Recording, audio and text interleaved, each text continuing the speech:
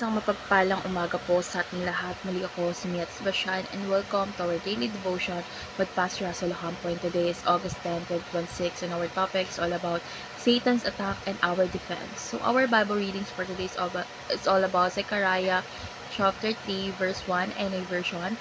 Then he showed me Joshua the high priest standing before the angel of the Lord and Satan standing at his right side to accuse him. So, Zechariah chapter 3 gives us a powerful picture of Satan as an accuser standing against God's people. So, Joshua, the high priest, was wearing filthy clothes representing the uncleanness and sin of God's people. But instead of allowing Satan's accusations to have the final word, God rebuked Satan and gave Joshua clean garments. So this points to God's grace and ultimate to Jesus Christ who removes our guilt and clothes us with his righteousness.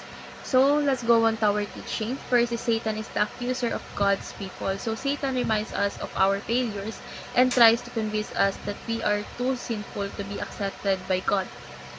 But for those who are in Christ, our guilt has been dealt with at the cross.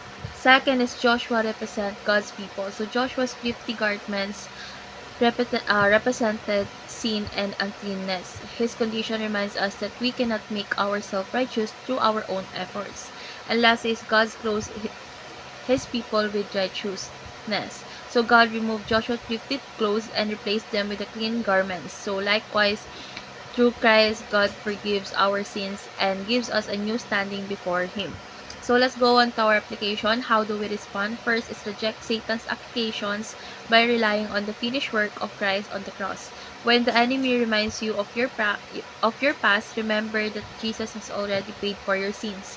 Your identity is found in Christ, not in your failures. Second is bring your filthy garments to the cross of Christ. So do not hide your sins from God.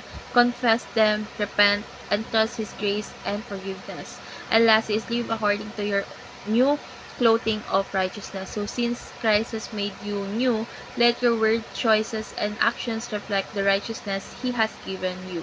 So let's go on to our discussion. As Christian, why should we believe that God saves us by grace so that we may live in obedience to Him? For me, because salvation is God's gift, not something we can earn through our own work. So grace reminds us that we were saved because our God's love and Christ's sacrifices. So because we are grateful for that grace, we should desire to obey Him, not to earn salvation, but because we have already received it. Grace doesn't give us an excuse to sin. It gives us the freedom and desire to live for God.